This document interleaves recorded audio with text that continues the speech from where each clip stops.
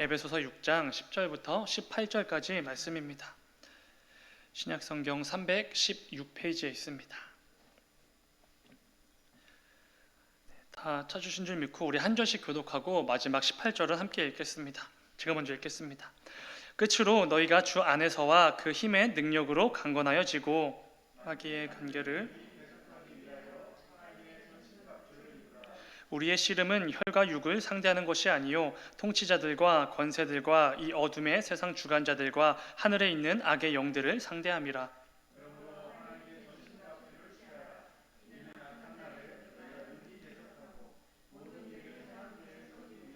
그런즉 서서 진리로 너희 허리띠를 띠고 의의 호심경을 붙이고 모든 것 위에 믿음의 방패를 가지고 이로써 능히 악한 자의 모든 불화살을 소멸하고 다 함께 모든 기도와 간구를 하되 항상 성령 안에서 기도하고 이를 위하여 깨어 구하기를 항상 힘쓰며 여러 성도를 위하여 구하라. 아멘. 잠시 기도하겠습니다. 사랑하는 주님, 감사합니다. 아버지, 이 밤에도 우리를 불러주셔서 또 예배자로 세워주셔서 이 예배 자리 가운데 나오게 하시니 주여 진정으로 감사드립니다. 아버지, 이 시간 선포되어지는 하나님의 말씀을 통하여서 그 말씀 안에 담긴 하나님의 마음과 하나님의 뜻을 깊이 깨닫고 돌아가는 이 귀한 저녁 시간 될 수 있도록 주님 인도하여 주시옵소서. 주님 감사합니다. 거룩하신 예수님의 이름으로 기도드렸습니다. 아멘. 우리 함께 읽은 말씀을 가지고 우리의 씨름은 악의 영들을 상대함이라, 이런 제목으로 함께 말씀을 나누도록 하겠습니다. 본문의 말씀을 그대로 인용해서 제목으로 삼았습니다. C.S. 루이스가 쓴 책 가운데 스크루테이프의 편지라는 책이 있습니다. 워낙 유명한 책이라서 이미 읽으신 분이 계실지도 모르겠습니다. 이 책은 글씨도 큼직하고 그렇게 두꺼운 책에 속하는 편은 아니어서 비교적 읽기 쉬운 책입니다. 특히 그 내용이 굉장히 재미있어서 굉장히 잘 읽혀 나가지는 책 중에 하나입니다. 이 책은 스크루테이프라는 고참 마귀가 신입이자 자신의 조카인 웜우드라는 신참 마귀에게 쓰는 편지 책입니다. 그러니까 고참인 마귀가 신참 마귀에게 보내는 편지가 담긴 책이죠. 우리 성도들에게 사명이 주어진 것처럼 마귀에게도 주어진 사명이 있습니다. 바로 우리 성도들을 영적으로 공격하여서 넘어지게 하는 아주 막대한 그리고 귀한 사명이죠. 그들에게는 이 책은 우리 성도들을 영적으로 공격할 때 혹은 유혹할 때 주의해야 될 그 부분들에 대해서 신입 마귀에게 알려주는 편지 형식으로 그 책의 내용이 이루어지고 있습니다. 아마도 저자는 이 책을 통해 사단이 우리 성도를 공격하는 방법에 대해서 경고해 주려고 그런 의도로 기록한 것 같습니다. 사단은 지금도 이런 방식으로 우리 성도 모두를 공격하고 있으니 조심하라, 이런 의미로 기록했겠죠. 책을 읽다 보면 사단이 참으로 지혜롭고 술수에 능하다는 것을 잘 알 수 있습니다. 어떻게 하면 효과적이고 효율적인 방식으로 우리 성도들을 무너뜨릴 수 있는지를 늘 고민하는 것 같습니다. 그리고 이를 위해 늘 최선을 다하는 게 바로 사단인 것 같습니다. 늘 고민하고 최선을 다해서 자신에게 맡겨진 성도들을 영적으로 넘어뜨리려는 이 사명을 잘 감당하려고 애쓰는 자들, 그들이 바로 사단인 것입니다. 몇 가지만 소개해드리면, 하나님 앞에서 조금이라도 겸손해지려는 모습을 보이는 성도를 공격하라고 말합니다. 어떻게든지 겸손하지 못하도록 옆에서 열심히 부추기라고 말합니다.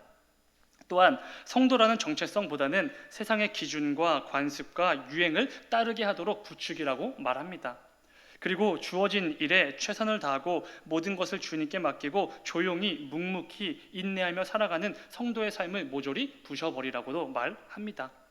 하나만 더 말씀드리면, 이 부분은 신학을 공부한 사람의 입장에서 굉장히 덜컹하고 섬뜩했던 대목입니다.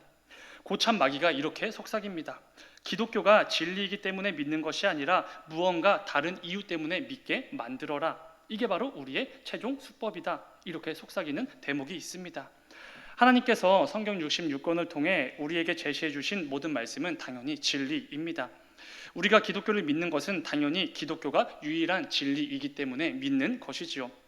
그런데 사단은 그것을 계속해서 방해한다는 것입니다. 기독교가 진리이기 때문에 믿는 게 아니라 사업이나 직장에서의 형통함을 위해, 아니면 건강이나 인간관계에서의 원만함을 위해서, 아니면 사람들로부터의 인정이나 존경을 위해서 이러한 일련의 이유들로 기독교를 믿게끔 만들라는 것이 바로 고참 사단의 계략인 것입니다. 자기도 모르게 성도들을 오류에 빠지게 하는 것이지요. 이 책에는 고참 사단이 전해주는 성도를 무너뜨리는 노하우가 무려 31가지가 담겨져 있습니다. 저는 그 중에서 몇 가지만 소개를 드렸을 뿐이죠. 그런데 이 몇 개만 보아도 사단이 얼마나 똑똑한지를 잘 알 수 있습니다. 우리 성도들의 약점이 어디인지를 너무나도 잘 파악하고 있는 것 같기도 합니다. 우리 성도를 무너뜨리기 위해 얼마나 애쓰고 고민하고 노력하고 있는지도 잘 알 수 있습니다. 오늘 본문 11절을 보면 바울은 이것을 마귀의 관계라고 표현을 합니다. 그러면서 이 괴계, 술책, 속임수를 뜻하는 마귀의 관계를 무조건 경계하라고 분명히 말하고 있습니다. 본문 11절 말씀입니다. 마귀의 관계를 능히 대적하기 위하여 하나님의 전신갑주를 입으라. 우리가 성도로 살아갈 때 우리를 넘어뜨리기 위한 마귀의 관계가 분명히 있으니 이를 능히 대적하기 위하여 하나님의 전신갑주를 입으라고 권면합니다. 전신은 말 그대로 몸 전체를 의미합니다. 그리고 갑주는 갑옷과 투구를 의미하는 단어이지요. 그런데 몸의 앞부분과 머리만 보호하는 갑옷과 투구를 의미하는 것은 아닙니다. 갑주라는 단어는 온 몸을, 그러니까 갑옷과 투구를 포함하여서 온 몸을 무장하는 것을 뜻하는 의미입니다. 그러니까 사도 바울이 말하는 전신갑주를 입으라라는 말의 의미는 악한 마귀를 대적하기 위하여 온 몸을 무장하라, 이런 의미가 되는 것입니다. 그러면서 실제 전쟁터에서 눈앞에 적들을 두고 있는 군사들과 같이 갑주로 온 몸을 무장해야 하는 이유에 대해서 설명하기 시작합니다. 이어지는 12절 말씀입니다.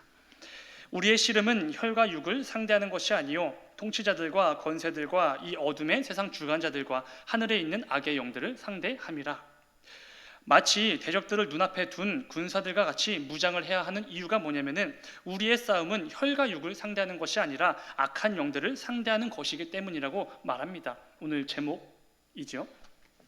도대체 악한 영들과의 싸움이 무엇이기에, 얼마나 치열하기에, 또 얼마나 위험하기에 전쟁에 나가는 군사들처럼 온 몸을 무장하라고 말하는 것인지 이 부분을 알아야 할 필요가 있습니다.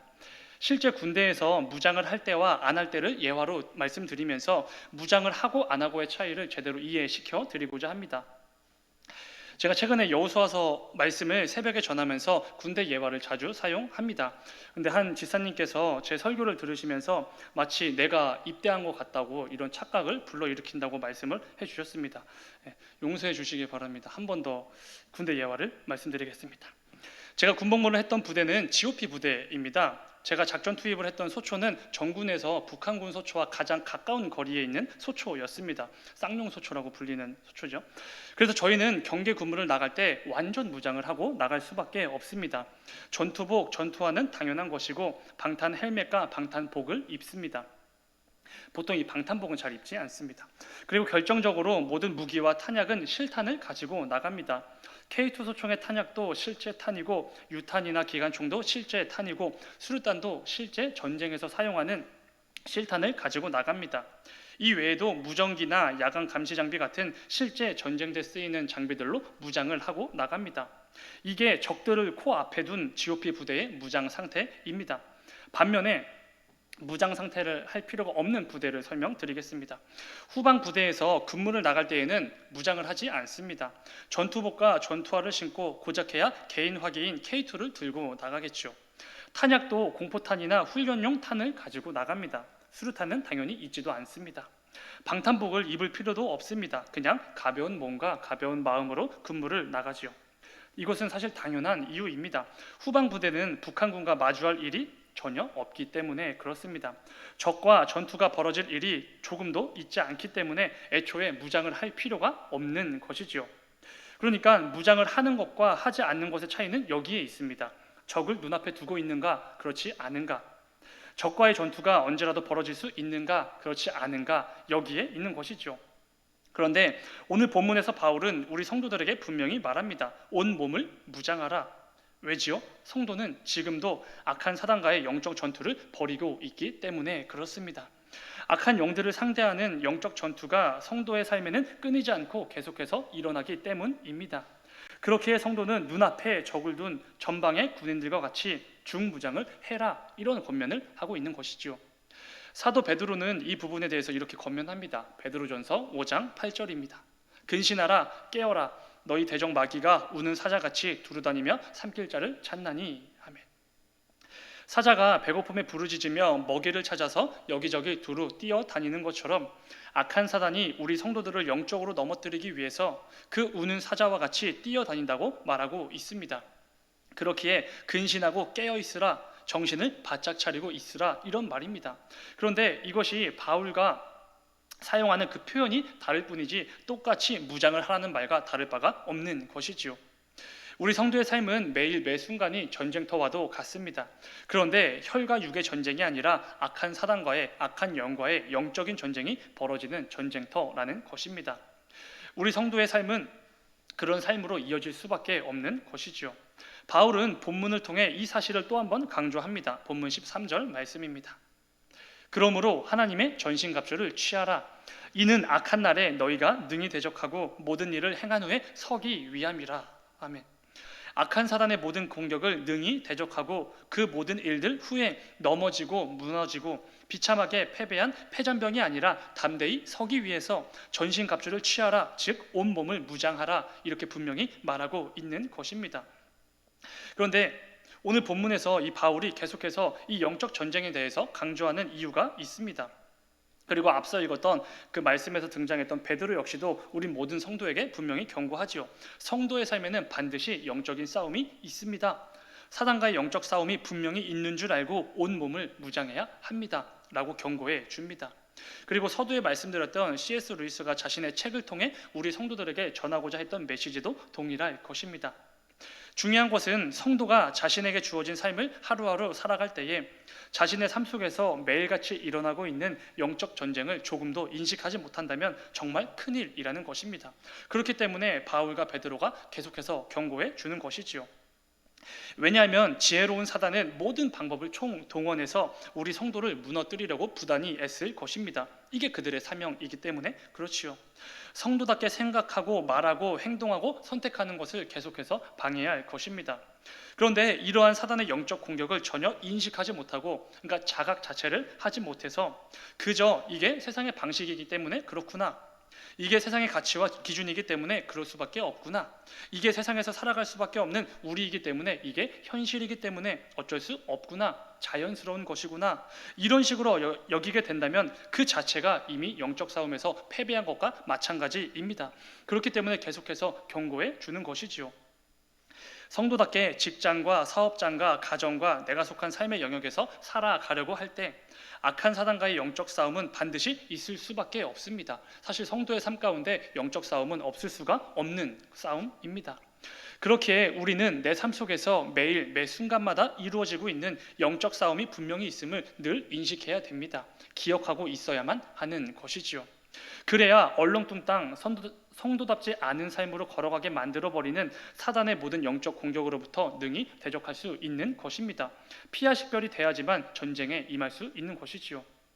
요즘 들어 이런 생각이 참 많이 드는 것 같습니다. 최근 계속해서 이어지고 있는 코로나19라는 상황 자체가 성도를 공격하기 위한 사단의 도구로 얼마든지 쓰일 수 있겠구나, 이런 염려가 됩니다. 코로나19로 인해 우리 교회와 성도들에게는 참 많은 변화가 있어 왔습니다. 지금도 계속해서 변화가 이루어지고 있지요. 예배나 성례, 찬양과 기도, 교제와 나눔 등이 참으로 많이 변했습니다. 하나님께서 허락해 주신 국가와 국민을 위해 부단히 애써야 하는 우리 교회이기에, 또한 주민들을 사랑하고 보호해야 할 의무가 우리 교회에는 있기에 방역 지침을 잘 따르고 준수해야 했습니다. 그렇기에 교회와 성도들에게 많은 변화들이 있을 수밖에 없었던 것이지요. 그러나 어느 순간 이것이 성도다운 삶을 포기하게 만들어버리는 도구로 전락해버린 것은 아닌가 염려와 걱정이 되기도 합니다. 전에는 성도로서 전혀 타협할 만한 부분이 아니었는데 어느새 타협점이 되어버린 것이지요. 성도로서 당연히 고민할 필요도 없는 부분인데 이제는 조금 더 고민해 봐야 할 거리가 된 것입니다. 중요한 것은 이러한 것들을 당연하고 자연스러운 것으로 여겨선 결코 안 된다는 것입니다. 사단은 얼마든지 이런 것들로 우리 성도를 공격할 수 있기에 그렇지요. 그런데 우리가 그러한 것들이 악한 사단의 영적 공격인지도 모르고 타협해버리고 고민해버리고 수용해버리고 그렇게 살아가고 있지는 않은지 반드시 점검해 보아야 합니다. 사실 코로나19뿐만이 아닐 것입니다. 최근 상황이 아니더라도 악한 사단은 모든 방법을 총동원해서 저와 여러분이 성도답게 사는 것을 방해해야 할 것입니다. 어쩌면 이 수요 예배 자리 가운데 나오는 것 가운데 영적 전쟁이 있었을지도 모르지요. 직장이나 사업장, 가정을 통해서 공격할지도 모르겠습니다. 때로는 나의 배우자나 나의 자녀들을 통해 영적 전투를 걸어올지도 모르겠습니다. 아까 말했던 책의 내용처럼 고참 사단이 후임 사단에게 성도를 공격하는 31가지 방법을 알려주었지만 사실 이거는 빙산의 일각에 불과하겠죠. 셀 수도 없이 많은 방법과 방식을 동원해서 우리를 공격하고 있을 것입니다. 그렇기에 성도로서 삶을 살아가는 우리는 정신을 바짝 차리고 무장을 해야 하는 것이지요. 성도의 삶에는 매일 매 순간 영적 전투가 벌어지고 있음을 늘 인식해야 합니다. 그래야지 성도답게 판단하고 행동하고 말하고 선택할 수 있기에 그렇지요. 바울은 성도의 삶을 계속해서 방해하고 영적으로 무너지게 만드는 사단의 공격으로부터 능히 대적하기 위하여 그리고 담대히 서기 위하여 무장을 하라고 말합니다. 그러면서 이어지는 본문 14절부터 17절까지 말씀을 통해 그렇다면 우리가 무엇을 무장으로 해야 하는가, 무엇으로 무장을 해야 하는가에 대해서 말해 줍니다. 이 부분은 우리가 잘 알고 있는 부분입니다. 제가 하나하나 설명을 드리면 진리의 허리띠로 허리를 동이고 의의 호심경, 호심경은 우리의 익숙한 말로 흉패를 의미하죠. 언제라도 복음을 전할 수 있도록 준비를 하고 믿음의 방패와 구원의 투구, 성령의 검, 곧 하나님의 말씀을 통해 온 몸을 무장하라고 말씀합니다. 이 시간에는 방어구와 무기 하나하나에 집중하기보다는 바울이 제시한 6가지 방어구와 무기로 무장하는 방법에 대해서 좀 나누어 보려고 합니다. 무장을 하는 방법. 본문 10절은 이렇게 말합니다. 우리가 오늘 함께 읽었던 본문 10절입니다. 끝으로 너희가 주 안에서와 그 힘의 능력으로 강건하여 지고, 아멘. 너희가 주 안에서와 그 힘의 능력으로 강건하여 지고 예수 그리스도를 통해 주어지는 힘과 능력으로 우리가 강하게 된다, 이런 말을 하고 있습니다. 이 문장은 수동태 명령형으로 기록되어져 있습니다. 그러니까 바울이 11절 이하에서 말했던 6가지 무기로 무장을 해야 합니다 라고 말할 때 그 과정 가운데 있는 성도는 스스로 자신의 어떤 능력이나 지혜, 이러한 그 무언가로 인해서 강해지는 게 절대로 아니라는 것입니다. 오히려 예수 그리스도로부터 강함을 받게 된다, 이런 의미가 되는 것이지요. 우리 성도들은 매일 매 순간마다 사단과의 영적 싸움을 벌여야만 하는데 그 싸움에서 이길 수 있는 힘의 원천이 자기 자신에게서 나오는 게 결코 아니라는 것입니다. 어떻게 나온다고 하죠? 우리 주 예수 그리스도를 통해서만 주어진다, 이렇게 말하는 것이지요. 우리 예수님께서도 이렇게 말씀해 주셨습니다. 요한복음 16장 33절 말씀. 이것을 너희에게 이르는 것은 너희로 내 안에서 평안을 누리게 하려 함이라. 세상에서는 너희가 환난을 당하나 담대하라, 내가 세상을 이기었노라. 아멘. 우리 주님께서 이 세상을 이기셨습니다. 이것은 왕적인 선포이지요. 십자가를 통해 모든 악한 권세를 깨뜨려 버리시고 죄와 사망으로부터 담대히 승리하셨습니다. 여러분 혹시 패션 오브 크라이스트라는 영화를 보셨는지 모르겠습니다. 예수님이 십자가에 달려 죽으시기 전 12시간의 사건들을 그린 영화입니다. 이 영화에서는 예수님을 계속해서 따라다니면서 예수님의 고난을 지켜보는 사단이 등장합니다. 우리를 위해 고난당하시는 예수님 옆에서 계속해서 조롱하고 비웃고 이렇게 따라다니는 것이지요. 그런데 이 사단이 예수님께서 십자가에 달려 죽으실 때 이를 통해 모든 죄와 사망으로부터 우리를 구원해 주실 그때에 깊은 절규와 절망을 하며 지옥으로 깊이 떨어지게 됩니다. 예수님께서 악한 사단의 모든 권세를 깨뜨리시고 승리하셨음을 묘사하고 있는 것이지요. 이처럼 우리 예수님은 정말로 모든 사단의 권세를 깨뜨리시고 이 세상을 이기셨습니다. 승리하셨지요. 그렇기에 우리는 예수님의 말씀처럼 이 세상에서 담대할 수 있는 것입니다. 사실 우리는 이 세상에서 담대할 수 없는 자들이지요. 악한 사단의 그 공격, 그 치밀한 공격을 막아낼 수가 없는 연약한 자들이기에 그렇습니다. 대적을 할 생각조차 못하는 게 연약한 우리의 현실이지요. 애초에 승산이 없는 싸움이었습니다. 그러나 우리가 사단을 능히 대적할 수 있는 것은, 그 모든 영적 싸움 가운데 담대히 전진할 수 있는 것은 우리 예수님이 계시기 때문에 그렇습니다. 세상을 이기신 예수님이 계시기에, 그리고 우리가 그분을 믿기에 그분을 통해 주어지는 강함을 힘입어 사단의 모든 관계를 능히 대적할 수 있게 된 것이지요. 말씀 하나 같이 읽겠습니다. 요한일서 5장 4절과 5절 말씀입니다. 제가 읽겠습니다. 무릇 하나님께로부터 난 자마다 세상을 이기느니라. 세상을 이기는 승리는 이것이니 우리의 믿음이니라. 예수께서 하나님의 아들이심을 믿는 자가 아니면 이 세상을 이기는 자가 누구냐? 아멘. 나의 힘과 지혜와 능력으로 영적 전투에서 이기는 게 당연히 아닙니다. 이미 세상을 이기신 예수 그리스도를 믿는 믿음으로 그 예수님을 통해 주어지는 힘과 지혜와 능력으로 우리는 사단의 공격 가운데 능히 대적할 수 있는 것입니다. 이게 우리 성도의 삶의 기본 원리이지요. 성도의 힘의 원초는 스스로에게 나오는 게 절대 아닙니다. 이 사실을 반드시 기억하셔야만 합니다. 우리 성도의 힘의 원초는 예수님으로부터만 나옵니다. 스스로 강해지는 게 아니라 강함을 받게 되는 것이지요. 그런데 이를 위해 우리가 해야 할 너무나 중요한 일이 있습니다. 무엇이죠? 본문 18절 말씀입니다. 우리 본문 18절 함께 읽겠습니다. 시작. 모든 기도와 간구를 하되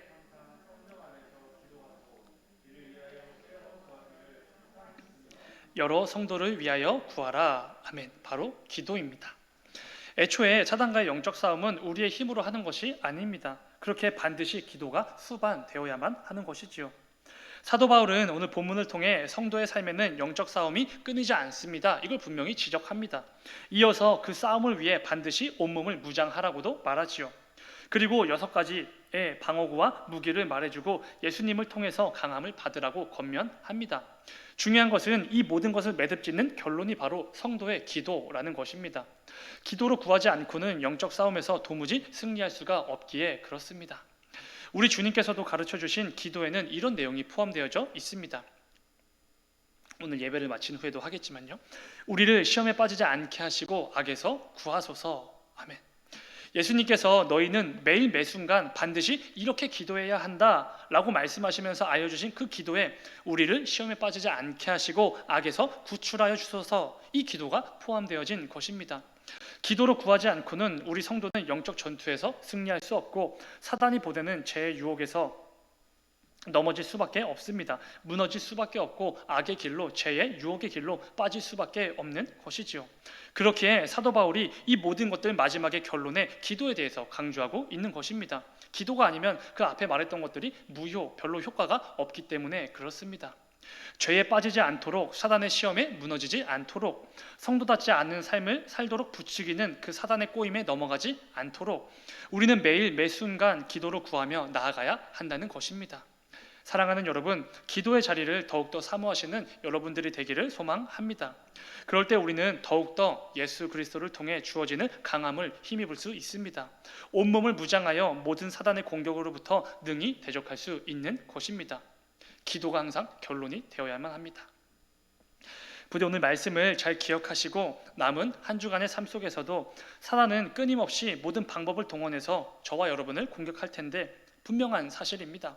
그런데 그 가운데 예수 그리스도를 통해 주어지는 그 강함을 힘입어 온몸을 무장하길 소망합니다. 그 어떤 사단의 공격에도 넘어지지 않고 무너지지 않는 우리가 되도록 기도하길 소망합니다. 이를 통해 남은 한 주간의 삶 속에서도 남은 성도로서의 삶의 모든 여정 가운데서도 성도답게 말하고 행동하고 선택하며 성도다운 삶을 잘 살아내는 저와 여러분이 되기를 간절히 소망합니다. 잠시 기도하겠습니다. 사랑하는 주님, 우리 삶에 사단의 영적 공격이 분명히 있음을 늘 기억하게 하여 주옵소서. 우리 삶에 가득한 모든 영적 전쟁들을 능히 대적할 수 있도록 인도하여 주시옵소서. 우리의 능력과 지혜가 아니라 예수 그리스도를 통해 승리할 수 있도록 인도하여 주시고 남은 한 주간도 늘 기도로 구하며 넘어지거나 무너지지 않고 담대히 설 수 있는 우리 모두가 될 수 있도록 인도하여 주시옵소서. 사랑의 주님, 내일은 수능이 있는 날입니다. 그동안 열심히 준비한 수험생들 기억하여 주시고 그들에게 강함과 담대함을 허락하여 주셔서 맡겨진 과업들 잘 마무리하고 돌아올 수 있도록 인도하여 주시옵소서. 주님 감사합니다. 거룩하신 예수님의 이름으로 기도드렸습니다. 아멘. 우리 오늘 합심으로 함께 기도할 때에 저희 내일 이제 시험 보는